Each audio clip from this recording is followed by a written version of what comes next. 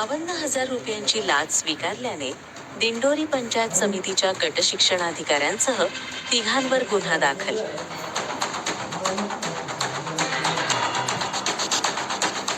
दिंडोरी पंचायत समितीत थकीत वेतन परत बिल मंजुरीसाठी 52,000 रुपयांची लाच स्वीकारल्याप्रकरणी गट शिक्षणाधिकाऱ्यासह तिघांविरुद्ध गुन्हा दाखल करण्यात आला आहे.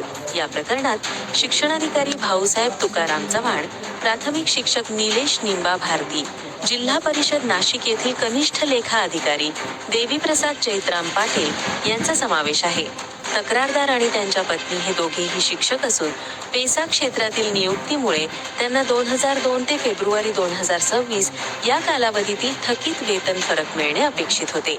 तक्रारदाराची 6,57,000 रुपये तर त्यांच्या पत्नीची 6,55,000 रुपये इतकी रक्कम मंजूर करण्यासाठी प्रस्ताव जिल्हा परिषदेकडे पाठविण्याच्या प्रक्रियेत आरोपींनी लाचेची मागणी केली होती.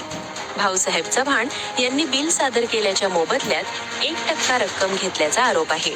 तसेच भारती यांनी सुरुवातीला 5% आणि नंतर मध्यस्थीने 3% लाच स्वीकारल्याचे निष्पन्न झाले. या प्रकरणी भ्रष्टाचार प्रतिबंधक अधिनियम 1988 अंतर्गत कलम 7 व 12 नुसार दिंडोरी पोलीस ठाण्यात गुन्हा दाखल करण्यात आला आहे. पोलीस निरीक्षक नेहा सूर्यवंशी यांच्या मार्गदर्शनाखाली ही चापळा कारवाई करण्यात आली.